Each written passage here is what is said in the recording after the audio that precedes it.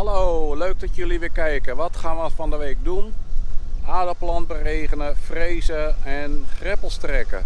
Ik ben begonnen met aardappelen frezen. Het zijn niet allemaal rechthoekige percelen hier in Flevoland, Noordoostpolder.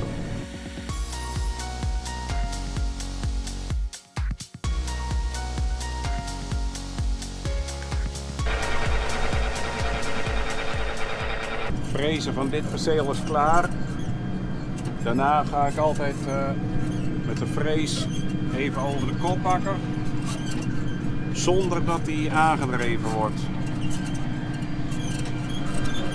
Dan ga ik daarna met de schuif langs op GPS en de greppel erin trekken. Nu zijn we met het volgende perceel bezig.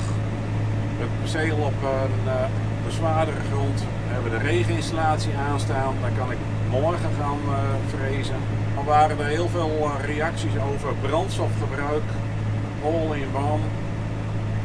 Nou Jelle, hoeveel diesel gebruikte jij per uur, per hectare met landbewerken? Per uur reed ik zo ongeveer 16 à 17 liter en per hectare ongeveer 20 liter. Oké, met poten reed ik 5 kilometer en die trekker gebruikte maar 7 liter per uur. En waar ik nu mee aan het bewerken ben met de 6718, nou die staat op 15 liter per uur en ik rijd 4 kilometer inclusief draaien. Dus dat is ook gewoon 15 liter per uur. Ik ben benieuwd wat je gaat gebruiken met een trekker met all-in-one van 250 pk. En vaak wordt er ook nog een voorbewerking gedaan met een koppig. Want ik zie dus ook wel all-in-one dat ze maar 2 kilometer rijden. Weten jullie hoeveel diesel dat er gebruikt wordt met all-in-one systemen? Wij zaten op 42, hè? Ja.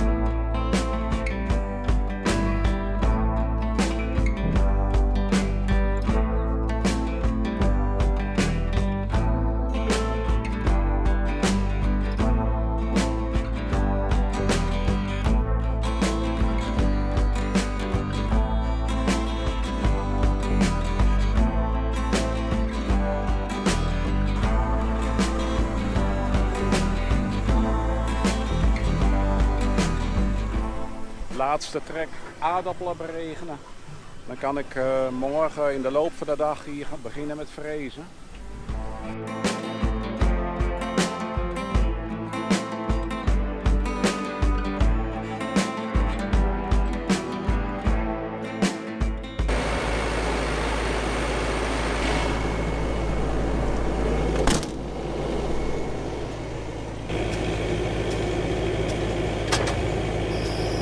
De laatste trek beregenen hier op het aardappelland wat ik nog moet frezen.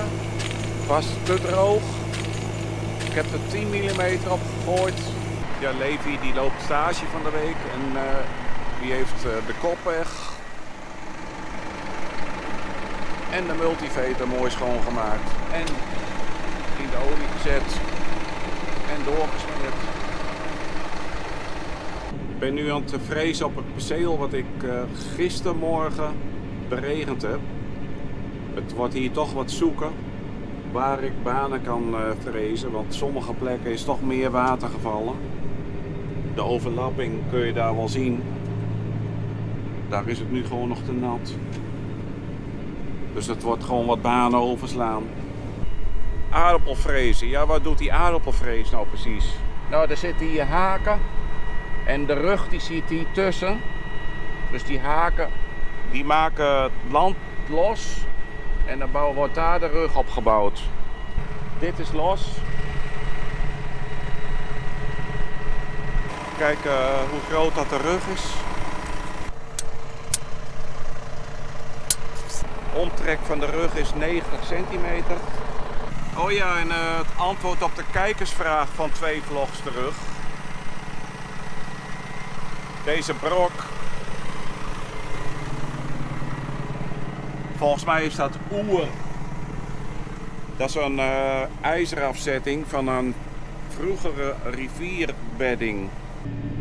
Als het anders mag wezen, dan hoor ik dat van jullie heel graag. Zullen we eens even kijken hoe diep dat de aardappel nou in de rug zitten. En of ze goed in het midden zitten.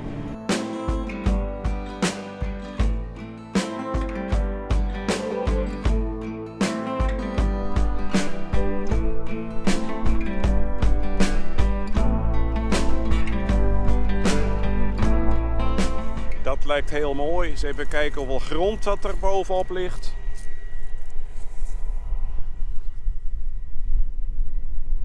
Ongeveer 13 centimeter.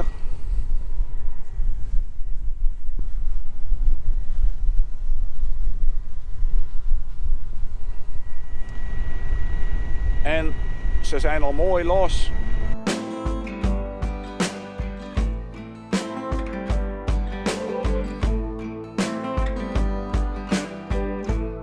Zo strak als de frees die ruggen maakt, kan ik het zelf niet.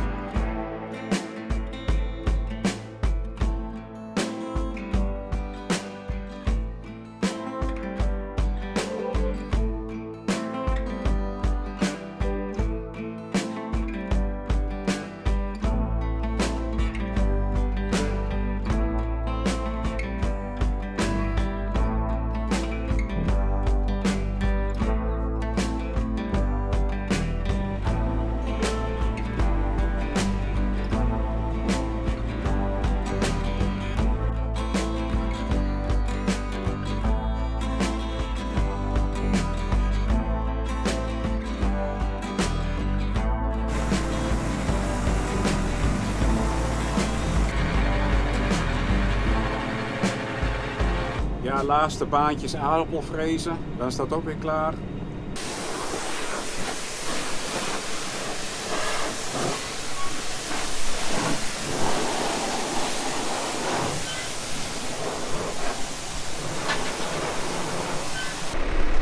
Koppakken schuiven, greppels maken van op het aardappelland. Ik ben er nu 1 keer langs geweest. Voorop heb ik rubberschuif. En achterop AP schuif met een schijf erop gemaakt door wevers. 1 baantje gedaan, nu de tweede baan. Laat ik de schijf gewoon een beetje grond meenemen. Ga ik eens even een stukje rijden.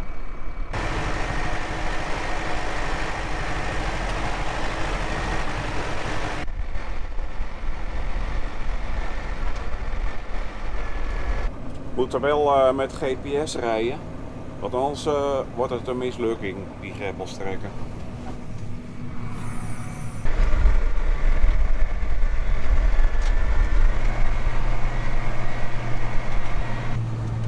Dit is nu de tweede baan dat ik er langs rijd. Dan ga ik zo de derde keer er langs en trek ik de greppel erin.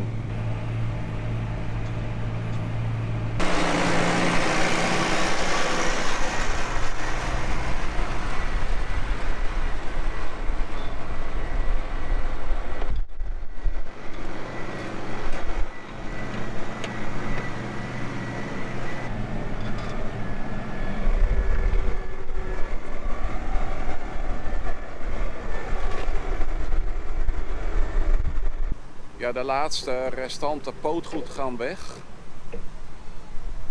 Ziet er best mooi uit, dat spul. Toronto 2835. Maar we gaan die dingen heen. Gaan niet als pootgoed weg, maar voor de koeien. Voer. Alle aardappelen zijn aangevreesd. De kophakkers zijn geschoven. De greppels zitten erin. Dankjewel voor het kijken en tot de volgende vlog.